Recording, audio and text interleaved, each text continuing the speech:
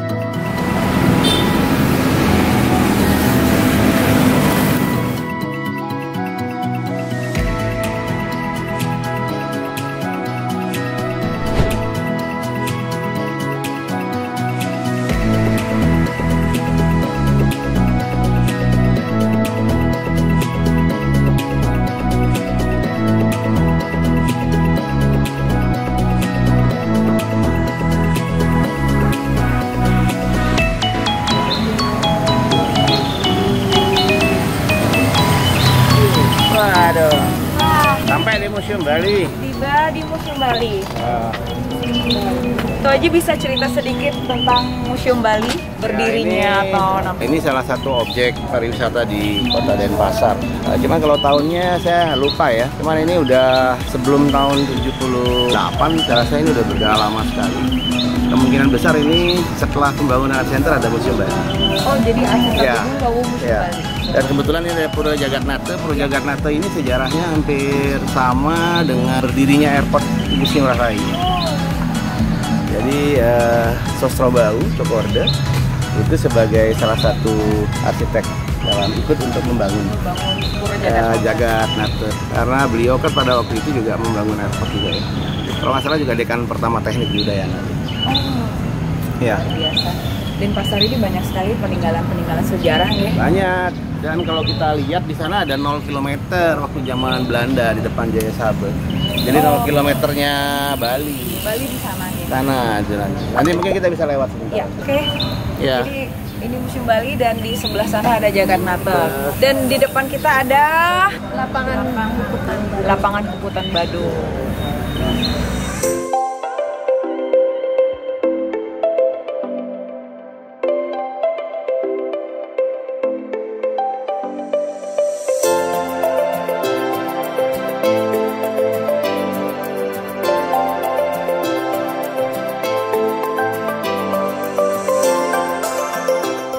Sebelum pandemi 2018 kita kan udah data semua. 2019 udah mulai ditata. Ya mungkin ada ini ketertinggalan. Ya kita lanjut lagi ya. Kita lanjut lagi Di patung perempatan Puri Pemecutan. Itu ada sejarah. Iya. Ya. Siap. Renovasi Tutan Badungnya niki dimulai tahun berapa nih kemarin? Kemarin ini dimulai 2018 ya. Oh, 2018 kita mulai 2017 kalau nggak salah. 2017. Ya, 2017. Jadi artinya ini bukan masalah hanya untuk revitalisasi aja. Ini juga kegunaannya untuk sport dan untuk pertumbuhan ekonomi dan juga masalah kebersihan itu. Kebersihan ya. Karena dulu kan orang buang-buang sampah. Iya. Nah, itu kan sembarangan. Kalau sekolah seperti ini kan dia untuk entertainment. Memang sih rencananya ini sampai di Buagan dan juga sampai di Kampung Jawa. Oke. Jadi fungsi river walk di sini bisa untuk sport, ya untuk jogging. Jadi juga menghidupkan bantaran-bantaran sungai, nah, seperti itu. Dan yang paling penting adalah orang tidak buang sampah ke kali yang menyebabkan ke pantai. Ini yang paling berbahaya. Iya, betul. Jadi sungai lah yang pertama kali kita selamatkan dulu, kita edukasi dan kita libatkan partisipasi masyarakat, kita ikatkan mereka dengan masalah lingkungan, ya kita tata seperti ini. Nanti kan kita juga ke Gajah Mada, kita lihat itu untuk center point-nya di sana.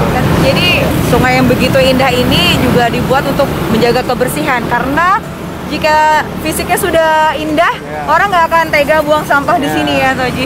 Oke, kita akan menuju ke Jalan Gajah Mada yang banyak sekali perubahan yang sejarah biasa. juga banyak. Ya, betul.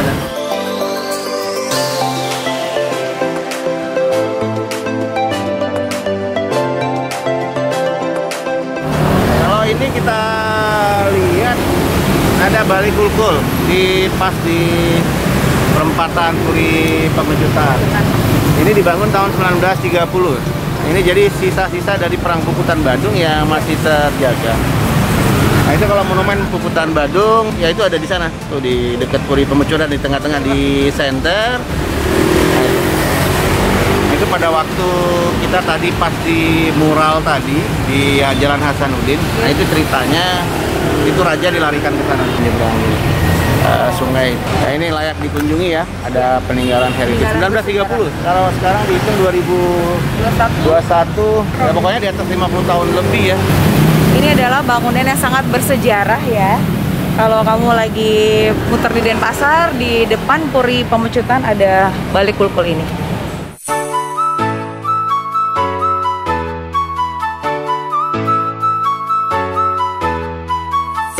Sekarang kita tiba di Pura Majapahit. Ini salah satu juga peninggalan yang sangat tua sekali di Kota Denpasar. Jadi ini sudah mengalami renovasi-renovasi juga di sini ya. Layak dikunjungi. Kita lanjut lagi ya.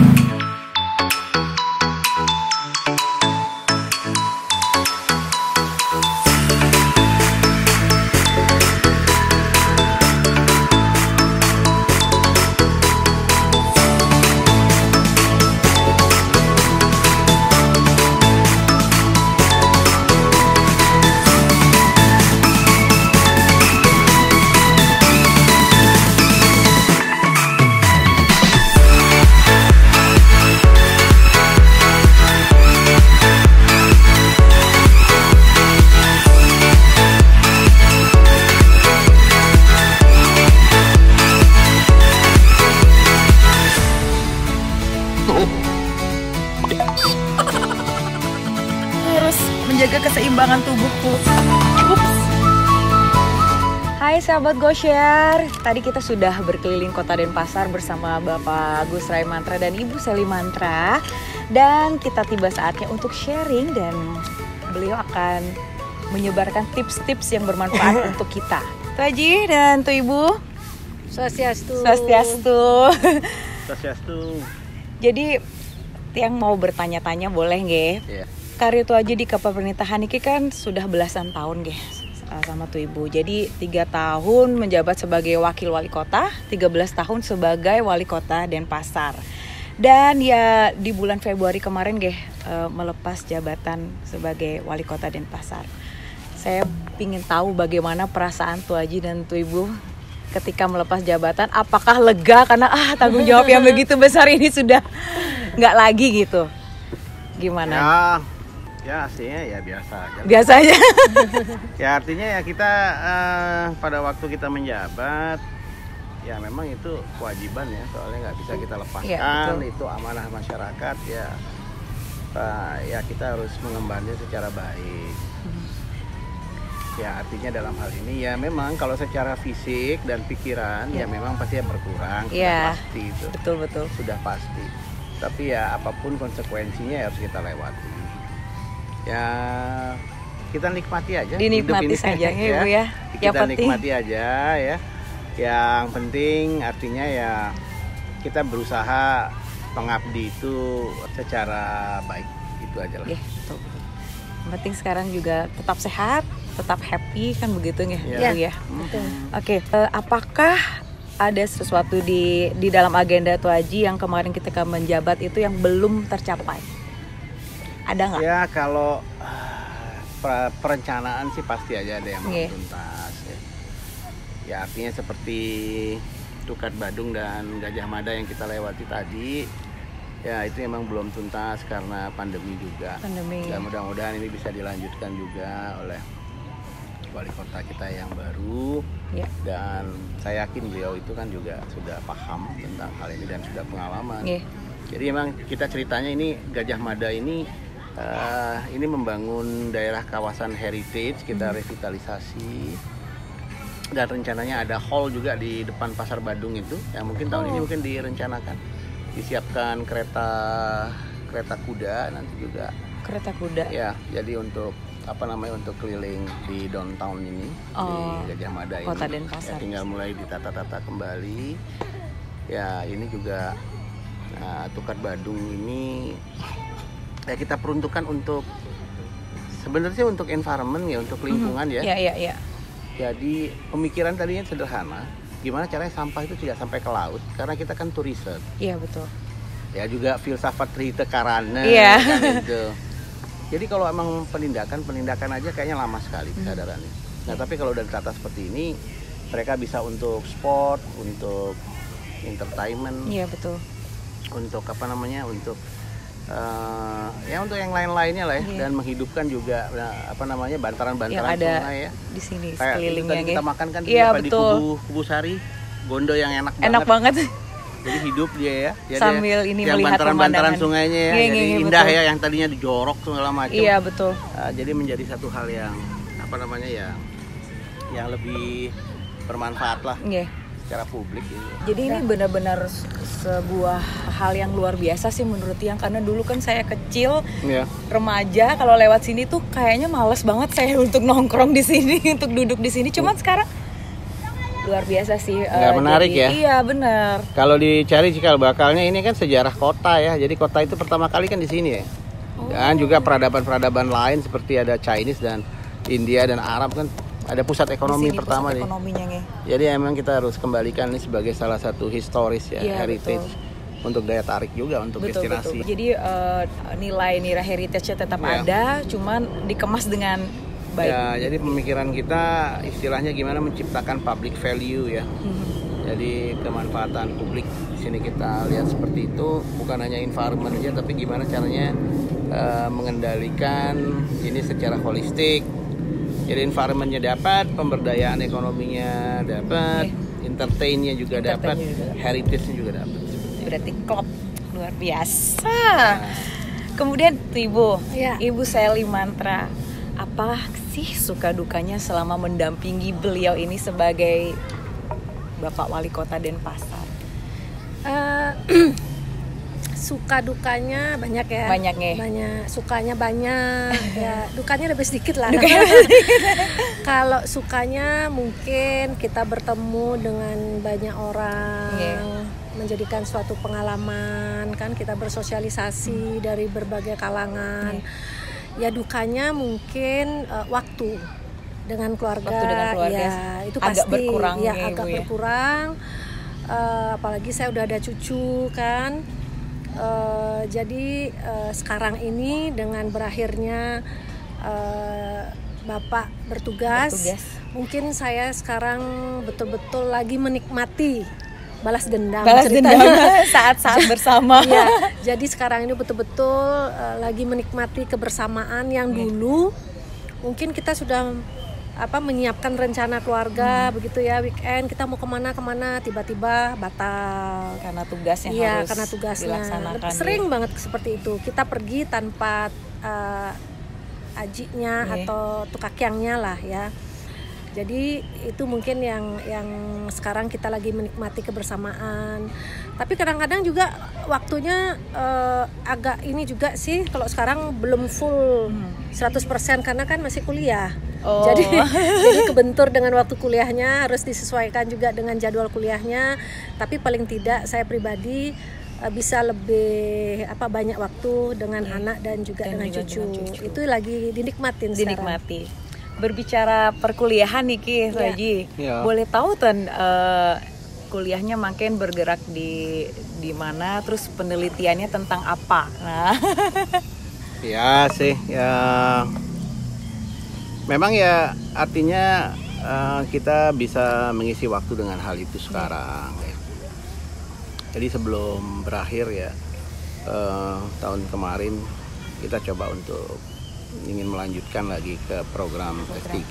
Ya.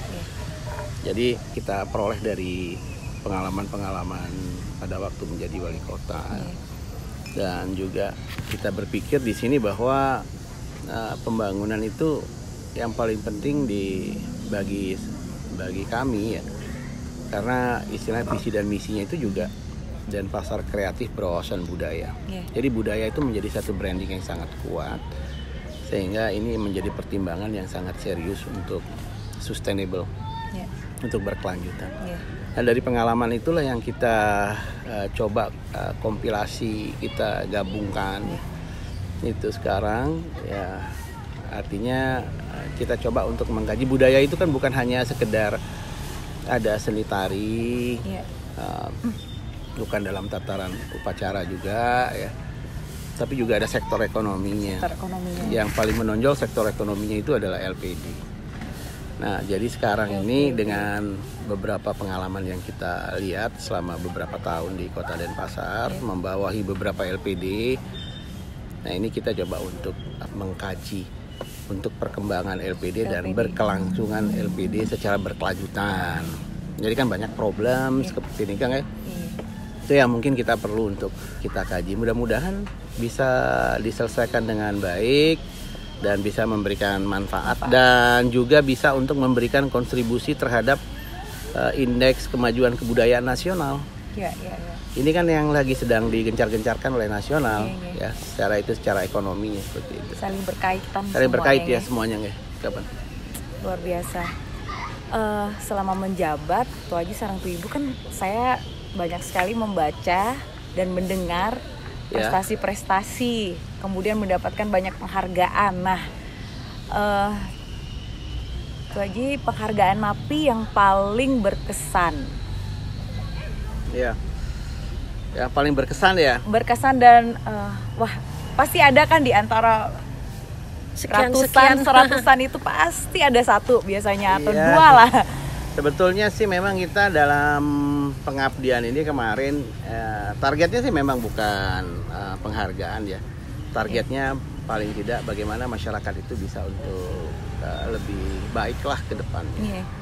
Tapi astungkare ada penilaian-penilaian tertentu ya, dari terutama pemerintah pusat maupun pemerintah luar. Dan juga sebetulnya ada hal yang paling berkesan bagi saya secara pribadi. Ada beberapa hal yang penting lah ya mungkin ya. 2011 kami kebetulan juga pada waktu itu diberikan satu penghargaan beasiswa oleh Menteri Dalam Negeri pada waktu itu. Ya, jadi kita Bupati Wali Kota di Indonesia ini dari 400 sekian itu ada satu seleksi ya, untuk mengikuti program pelatihan transforming leadership. Jadi bagaimana seorang pemimpin itu mampu untuk bertransformasi atau bergeser pola pemikirannya, menginteraksikan dengan spesifik program-programnya dalam perkembangan evolusi industri yang ada di dunia. Terus sekarang 4.0, 3.0 seperti itu. Ya kebetulan waktu itu kita dapat saya dapat dapat penghargaan. Jadi ada 18 terbaik ya.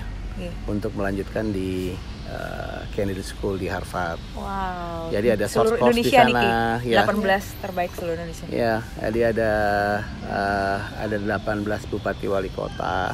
Kita dapat short course, jadi ada pelatihan singkat selama hampir 2 bulan untuk belajar tentang masalah transforming leadership, kepemimpinan yang mampu bertransformasi. Itu satu hal. Dan hal yang lain juga mungkin yang dari penerapan itu bagaimana menerapkan kebudayaan dengan pembangunan. Ya ada lagi penghargaan yang sebenarnya Denpasar yang bisa merasa sedikit bangga. Ya karena waktu itu wali kotanya diundang di Unindo. Ya, jadi perdagangannya PBB di Wina pada waktu itu di Wina untuk berbicara tentang masalah teknologi and culture and tourism. Kebetulan salah satu pembicara dari Indonesia adalah saya dipilih. Jadi ya artinya saya berusaha sekali untuk mengantarkan nama Denpasar, kota Denpasar dan warga Denpasar gitu ya. Jadi mempunyai suatu keunggulan yang kompetitif. Bahwa culture itu juga kuat kok seperti itu. Betul sekali. Ya, akhirnya yang dari beberapa hal yang saya juga merasa terhenyak sedikit ya. Kemarin ada Innovative Government Award dari pemerintah RI. Itu melalui Departemen Dalam Negeri. Ya syukurnya kota Denpasar juga terpilih juga nggih. Terpilih menjadi kota terinovatif. Terinovatif. Ya. Ya artinya hal-hal itu bukan saya sih sebenarnya, ini warganya yang hebat-hebat. Jadi dinilai banget dia ya.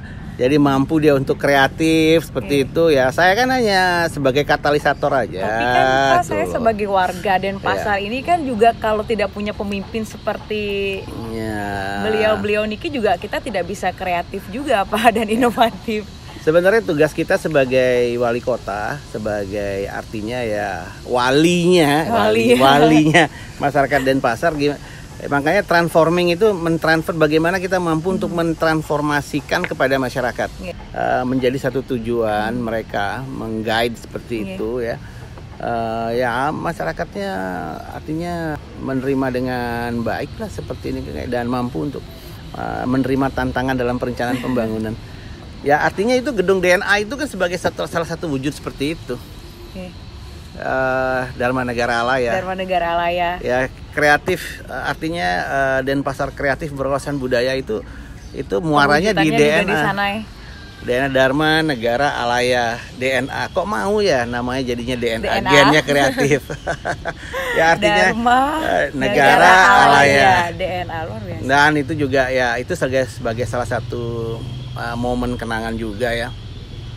Mungkin kalau saya nama saya Dharma Wijaya, kalau Pak Wali Kota sekarang namanya Jaya Negara. Jadi potong-potong dikit jadi Dharma Negara. Alaya itu rumah jadi istilahnya.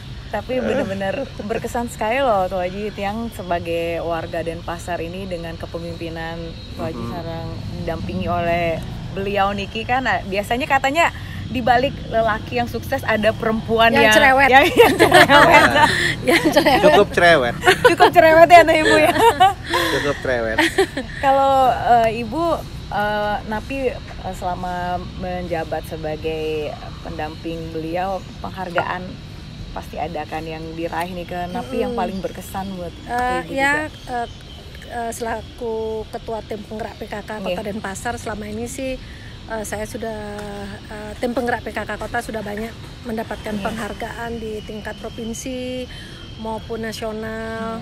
Ya ini adalah salah satu bentuk kerjasama, kemudian sinergisitas warga dan juga OPD terkait.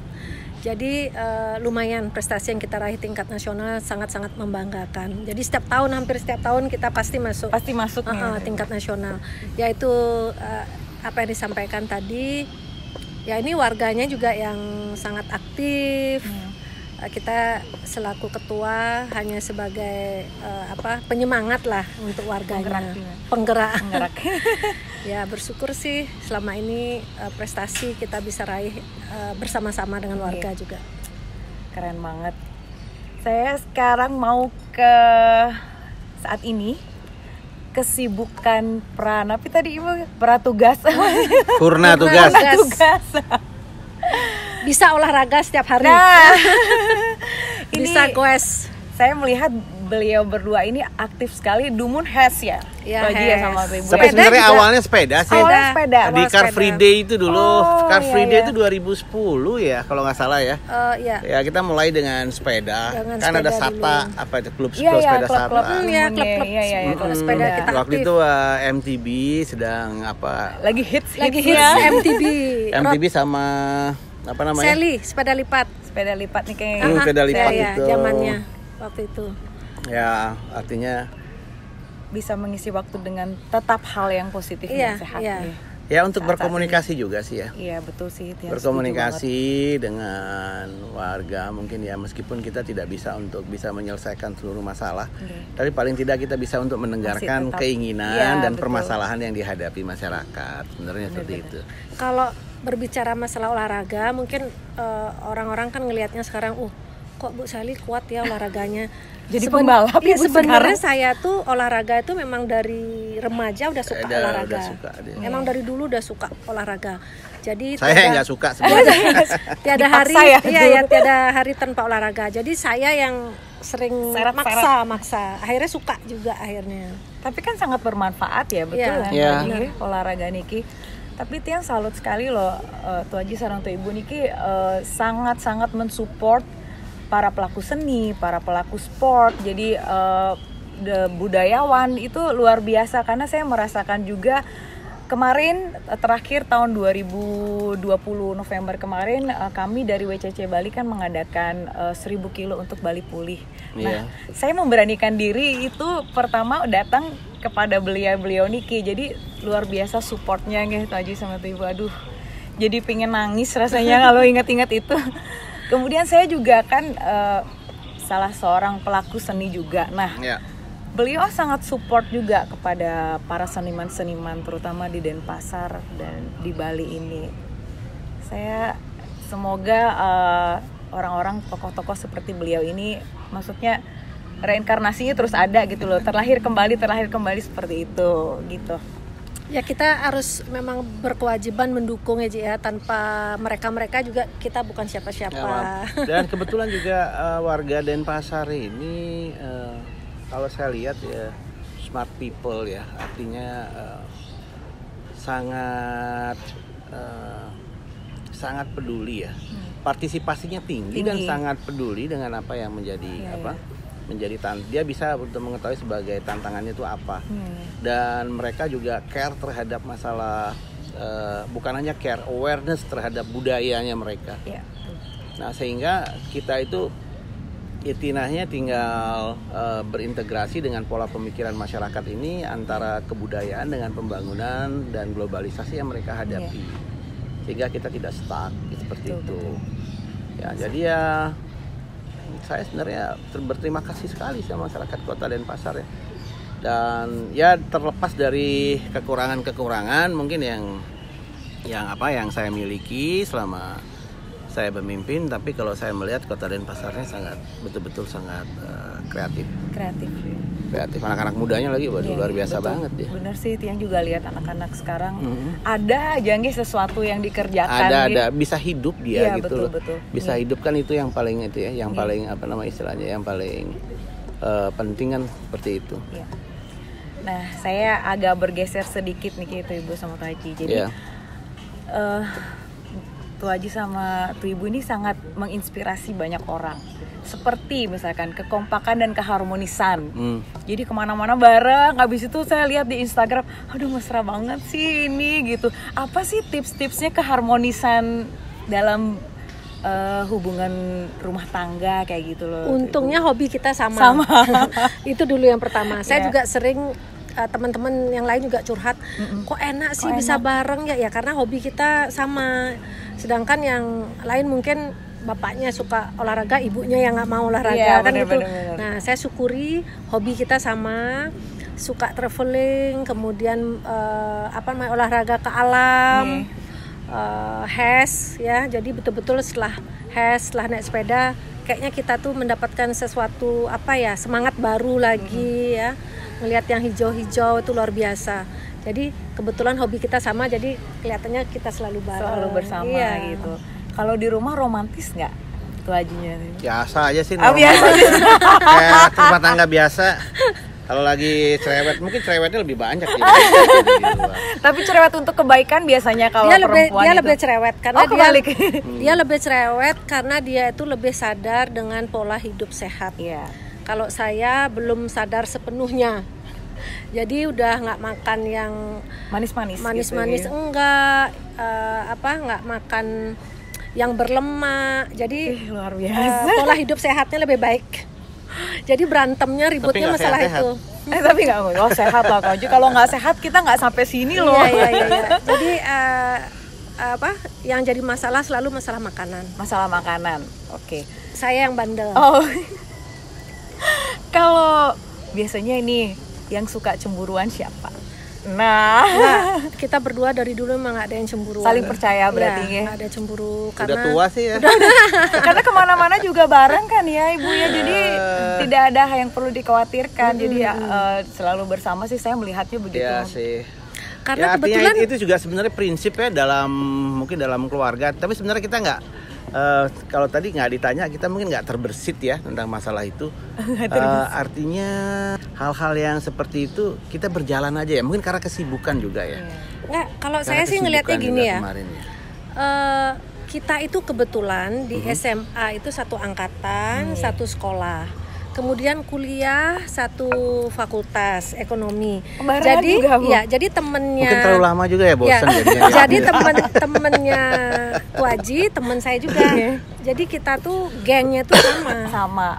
Itu sangat-sangat disyukuri. Jadi kita tuh temennya sama gitu. Jadi saya sama teman dari SMP sampai SMA sekarang pasti jadi sahabat. Kita punya grup komunitas. Grup dekat di sana. Olahraga juga bareng. Teman-temannya kita satu angkatan itu juga. Jadi benar-benar sekarang baru kita merasakan karena kita satu angkatan jadi lebih apa ya? Terbuka lah. Iya. Maksudnya saya percaya ya. Kita temen dia temen itu kita. Ya. Sadar juga lah istilahnya. Sadar. Pokoknya satu aja, kalau ngadepin Rai Mantranya, apa yang dia tidak suka jangan lakukan. Itu aja. Itu aja kuncinya. Kalau menghadapi Ibu Sally Mantra apa tadi? Dia udah tahu mungkin yang saya nggak suka. Jadi nggak berani dia. Aduh, seru banget. Sekarang ke putra dan putri, kan wonten 3 nggih. Yeah. Gus Ngurah, Dayu Tari, sareng Natia. Nah, karakter anak-anak bisa diceritakan kan Ibu? Dari yang pertama. Setiap anak dilahirkan dengan karakter yang berbeda. Ya kita sebagai orang tua harus memahami. Betul. Yang pertama itu laki-laki orangnya memang pendiam. Tidak banyak bicara, pendiam, tidak banyak bicara, tapi orangnya perhatian, care. Sembunyi-sembunyi perhatian. Adik-adiknya dia diam tapi dia perhatian. Yang nomor 2, karena dia lama jadi anak bungsu dan anak perempuan biasanya kan lebih dekat dengan ajinya. Jadi sedikit dimanja lah dia. Dan karena memang waktu kecil sering dia punya sakit-sakitan gitu ya. Jadi perhatian ajinya memang luar biasa sama dia. Jadi karakternya lebih keras lah sedikit dari kakaknya. Jadi kalau dia marah dia mengungkapkan langsung. Tapi gitu itu loh. Bagus sih sebenarnya. Nggak dipendem gitu kan. Jadi, nah yang nomor 3 ini orangnya pendiam, super lebih pendiam dari daripada kakak yang lain. Dari kakak yang lain. Orangnya mendem banget, dan kita pun kalau berkomunikasi harus benar-benar caranya beda. Karena mungkin ada faktor juga karena kesibukan saya. Jadi waktu Niket waktu Bapak jadi wali kota Niket yang baru hamil. 2006 dia lahir ya. 2006. Jadi setelah 2006 dia. Bapak menjabat waktu itu jadi wali kota SMP. Iya. Jadi memang waktu itu sempatlah dia mengalami banyak protes karena merasa kesibukan. Tidak diperhatikan Jadi kalau dulu pergi-pergi, tiang kalau tugas tuh harus sembunyi-sembunyi kayak begitu karena dia suka ngamuk lah. Terus sampai di rumah tiang nggak boleh pegang laptop, nggak boleh pegang HP. Harus fokus ya pokoknya begitulah. Butuh perhatian dia memang. Sekarang pembalasannya makin kan. Bisa full. Baik, Pak Gus Rai dan Ibu Sally Mantra. Pertanyaan terakhir dari Tiang. Satu kalimat yang berarti di dalam hidup Bapak sareng Ibu yang bisa memotivasi diri dan juga memotivasi orang lain. Apa? Satu kalimat. Perubahan itu ya datangnya dari diri sendiri. Perubahan itu datangnya dari diri sendiri. Kalau nggak mau berubah ya tetap aja begitu aja. Jadi orang lain nggak bisa. Dan lanjutan katanya adalah kiri aktif itu. Tapi kiri aktif. Kreatif itu kiri aktif. Kalau nggak mau kiri ya aktif. Ya, perubahan berasal dari diri sendiri. Ya. itu aja. Luar biasa. Kalau nggak mau berubah ya tidur Ya risiko aja. sendiri. Tidur aja. Ibu? Apa ya? Ini mendadak nih soalnya. Jadi yang ada di hati aja, ada dalam pikiran. Jadi bahagiakan diri sendiri sebelum membahagiakan orang lain. Luar biasa. Harus mencintai diri sendiri dulu, baru bisa mencintai orang lain. Nah, itu sih bener banget. Jadi ketika kita ingin membahagiakan orang lain, jadi di dalam dulu ya, bahagiain diri dulu. Inner dulu baru out gitu ya. Betul. Aduh, luar biasa sekali Tuh Haji, saran Ibu. Sama-sama. Matur suksema ini. Sama-sama. Waktunya dalam Go Share, Goes dan Sharing kali ini pasti sangat bermanfaat buat semuanya di sini. Dan saya sekali lagi mengucapkan terima kasih. Sama-sama. Oke sahabat Go Share, sekian perbincangan kita oleh beliau-beliau ini. Dan sebelum saya akhiri, jangan lupa like, subscribe, and tekan lonceng untuk notifikasi. Bye. Bye, ketemu. Mari kita ngopi dulu. Yo. Cheers. Enak. Udah bayar belum?